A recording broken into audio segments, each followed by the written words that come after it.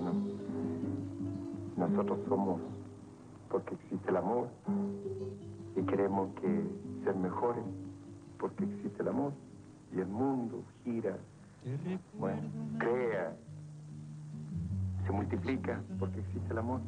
El amor y la relación del amor de hombre con una mujer con un hombre, o del hombre con su semejante, con sus hijos, con su hogar, con la patria, con el instrumento que trabaja, es vital, es la esencia de la razón de ser del hombre.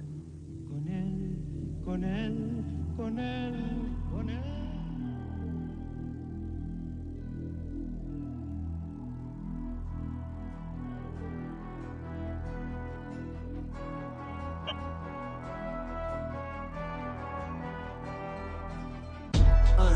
Hijos de la rebeldía, hijas de la rebeldía, cada día. hijos de la rebeldía. Y termina y dice, la gente me dice que yo soy rebelde porque yo digo lo que pienso y hago lo que digo y sigo obstinado como ganado pensando cómo hay que hacer para cambiar algo. Por ejemplo, que haya suficiente pega. Por ejemplo, que hayan casas que no se lluevan. Por ejemplo, que hayan bibliotecas en la pobla. Ese tipo de cuestiones, ¿cachai? Pero por eso me dicen que ando puro escapando. Dicen que ya los tiempos van cambiando y queda atrás todo lo que...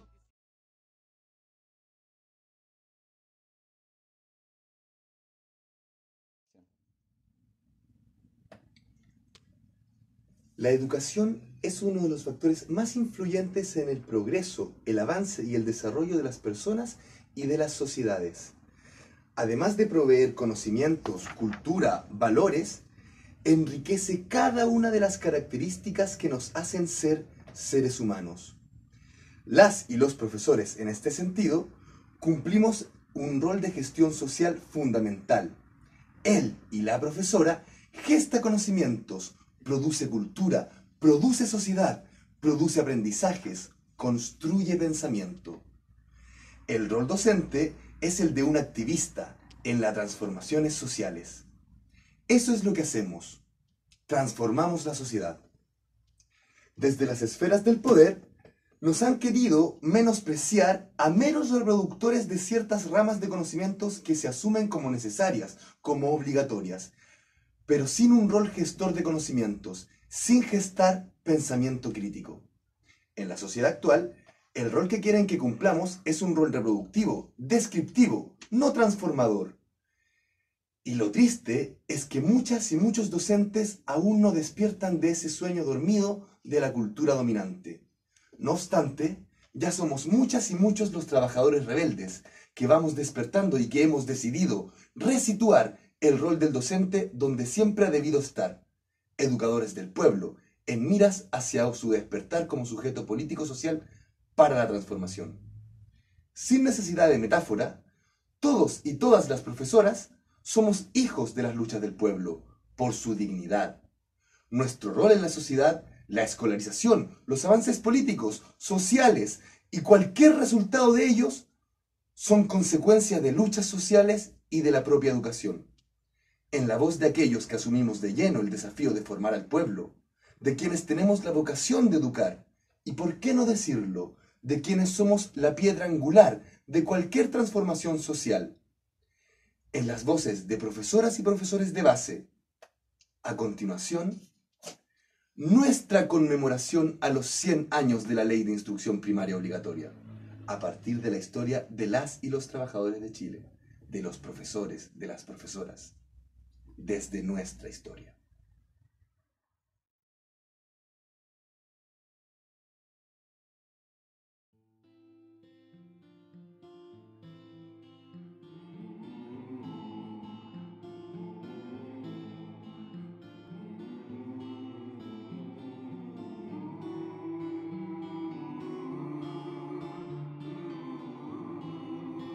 La preocupación por disciplinar a la población a través de un sistema escolar se contrastaba con el anhelo de las masas populares de educarse y formarse en distintos saberes. La lucha por la instrucción del pueblo se constituyó en una bandera que abrazaron tanto las organizaciones de obreros, de pobladores, de mujeres y hasta los grupos intelectuales más progresistas. Los sectores populares, organizados ya desde el siglo XIX y que habían asumido como propia la bandera de la instrucción primaria, vieron en la larga tramitación de la ley una demostración de desinterés de la clase dirigente frente a las legítimas aspiraciones del pueblo. Pero lejos de sentarse a esperar, multiplicaron los esfuerzos para crear y mantener las escuelas primarias para adultos y niños desde las organizaciones populares. ¿Dónde estaba el Estado? En Chile, a principios del siglo pasado, de más de 1 millón de niños y niñas en edad escolar, apenas 300.000 se encontraban vinculados a instituciones de instrucción primaria. Pero incluso de ellos, la asistencia promedio no superaba el 60%. Junto con lo anterior, gran parte de las instituciones educativas dependían de congregaciones religiosas o particulares. El problema de la educación, o el problema nacional, como lo llamó el profesor normalista Darío Salas, se venía arrastrando desde los inicios de la vida republicana.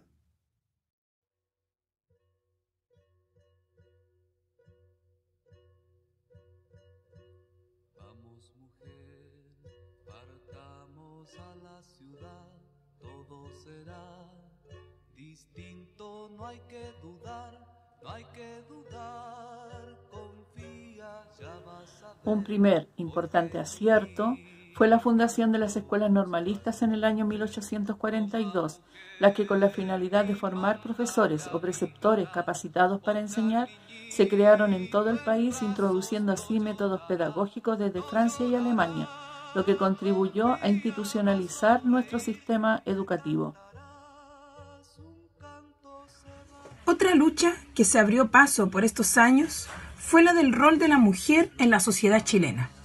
En el año 1853 se crea la Escuela Normal de Preceptoras. Desde una mirada histórica, esta fue una de las primeras políticas que permitieron el acceso de mujeres a la educación superior. Con el tiempo, la mujer se instaló en la escena nacional.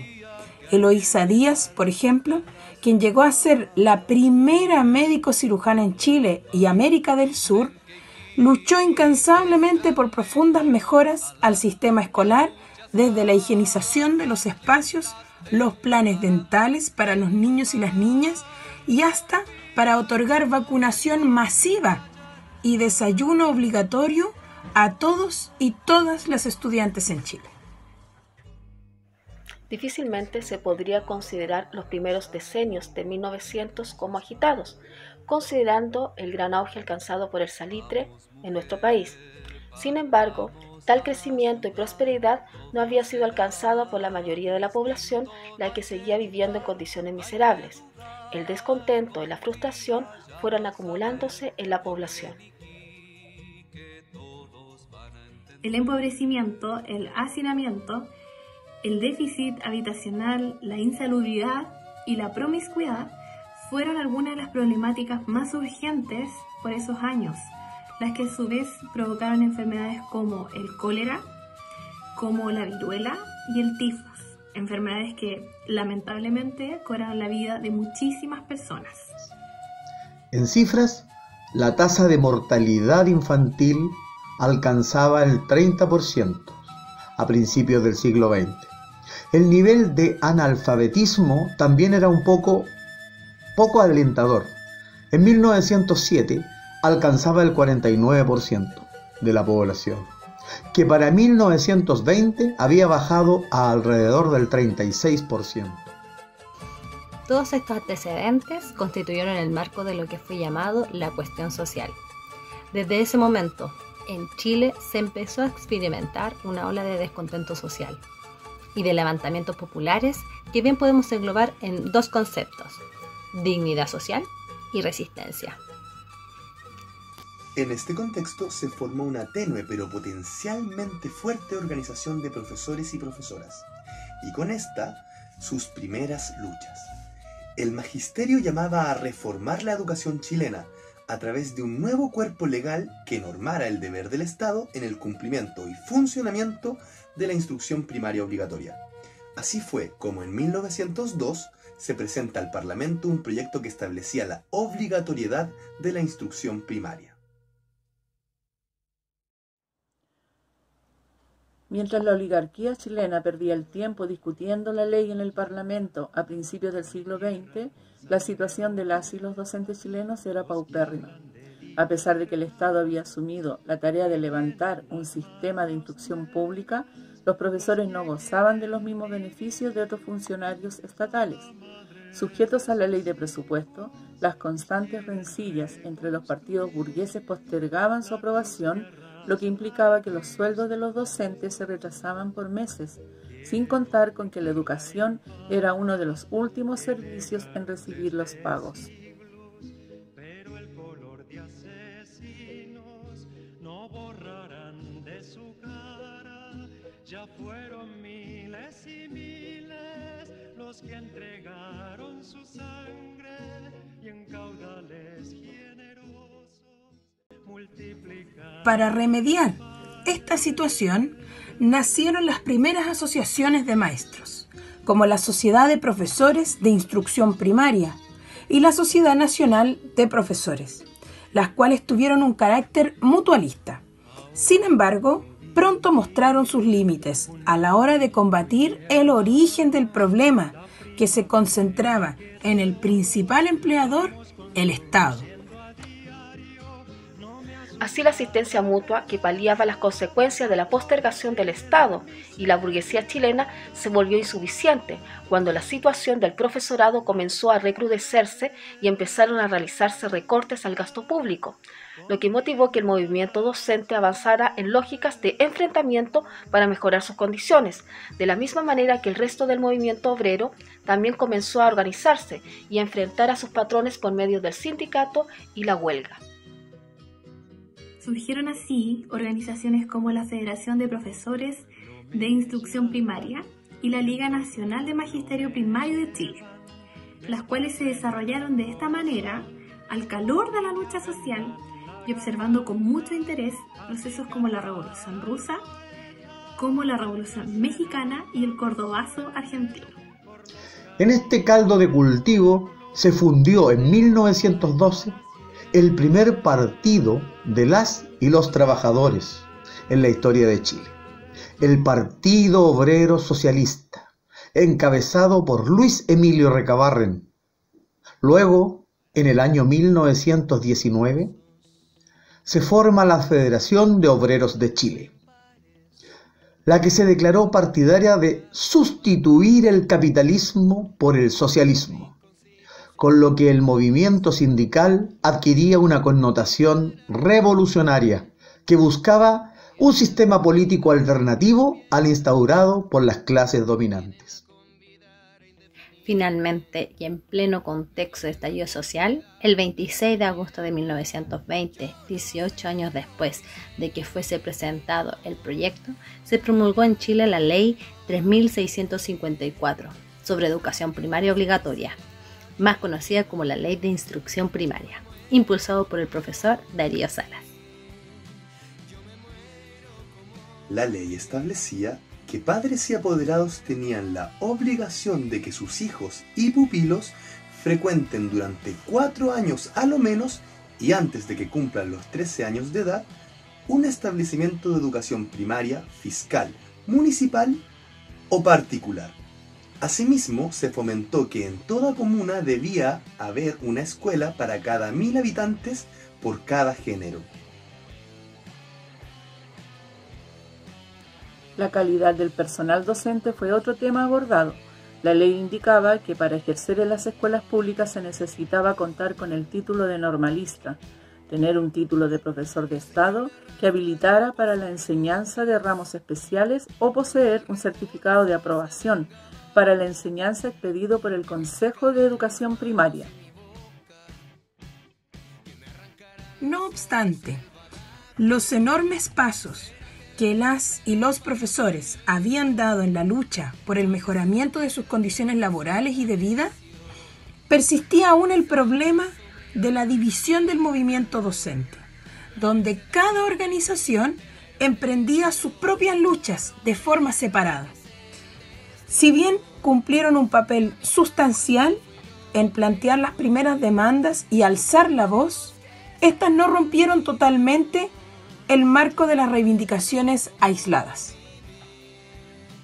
Sin embargo, todo el contexto descrito dejó abierto el camino para que, a pesar de las dificultades por unificar a las organizaciones existentes, las y los profesores conformaran la primera organización sindical docente propiamente tal, la Asociación General de Profesores de Chile, AGP, en el año 1923, una gran victoria por las luchas de las y los trabajadores de la educación.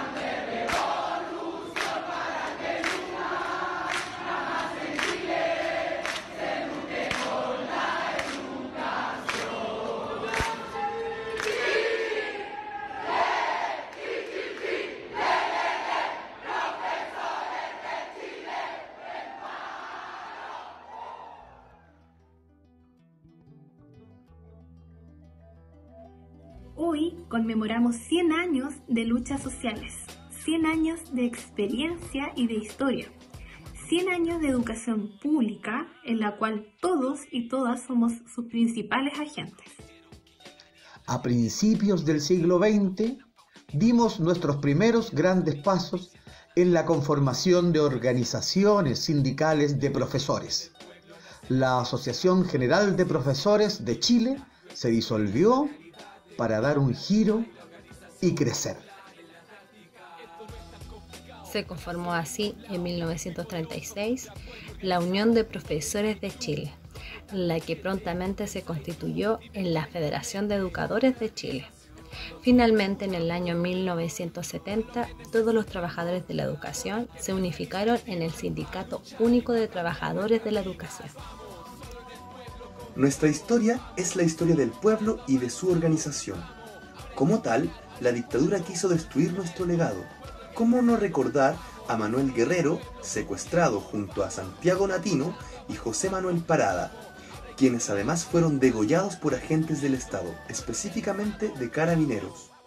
La dictadura, a su vez, desarticuló el SUTE, fundando en 1974 el Colegio de Profesores de Chile, organización que, aunque en sus inicios fue una marioneta de la dictadura, tras años de lucha la hemos logrado recuperar para que vuelva a estar al servicio del pueblo y en defensa de la educación pública. Los sindicatos, hay que ser parado, no comprar barato. Esto de ser tramitado ya nos tiene chato. Si nada nos separa, nada nos para. Si nadie nos divide, nadie nos gana. Y desde acá trabajamos, y a donde mismo estamos, tomando nuestro destino en nuestras propias manos. Y vamos despacito, no hay para qué apurarse. La lucha es para rato, hay que prepararse. Construyendo lento en la calle sin permiso, tomando un puesto. Así, continuando la lucha por una educación inspirada en ideales de justicia, como profesoras y profesores, como activistas y como luchadores, entendemos que la educación pública es uno de los pilares sobre los que debe edificarse una nueva sociedad. Fortalecer y garantizar la educación pública como un derecho social y humano debe ser prioridad para el Estado, tanto como ya lo es para el conjunto de la sociedad y nuestras comunidades educativas. Y además, debe ser una educación pública que esté al servicio de las necesidades reales de nuestro pueblo. Repudiamos la privatización y comercialización de la educación como un bien de consumo, las reformas educativas neoliberales y la imposición de sistemas escolares foráneos basados en pruebas estandarizadas que tienen como único objetivo que las y los docentes seamos meros reproductores de ciertas ramas del conocimiento consensuadas con el poder hegemónico. Vamos a resituar el rol docente como un agente de cambio y la valoración de nuestro trabajo profesional, así como vamos a exigir condiciones laborales adecuadas, con miras hacia una construcción de un proyecto educativo y pedagógico propio, para que nunca más se generen políticas educativas sin las y los profesores de este país.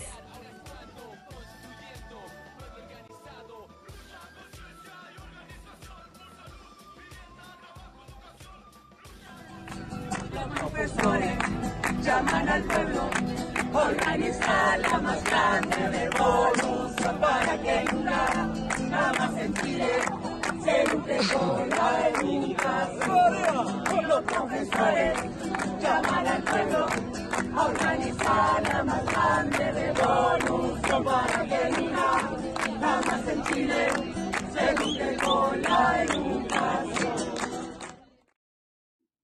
Las y los profesores de Chile estamos decididos a transformar la sociedad. Somos un gremio histórico, combativo y cada día más revolucionario. Conmemorar 100 años de luchas sociales es dignidad. Luchar hasta acabar con el capitalismo, nuestro compromiso con el pueblo.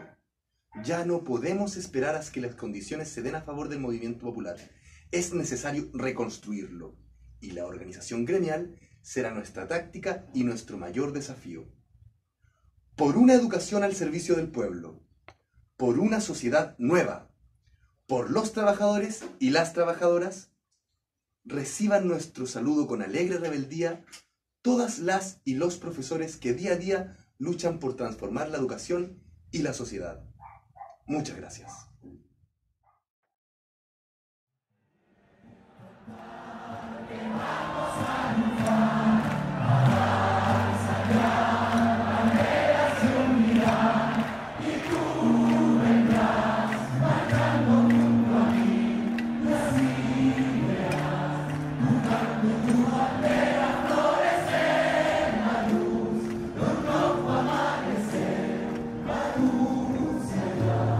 La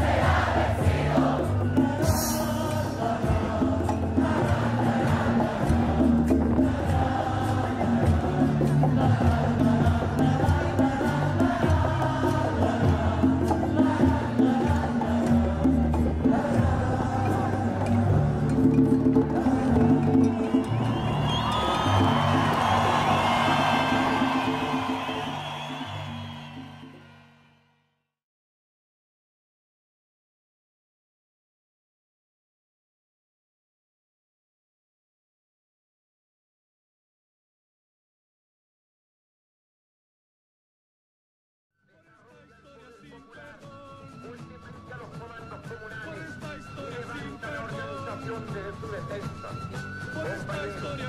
El pueblo debe prepararse para resistir, debe prepararse para luchar, debe prepararse para vencer.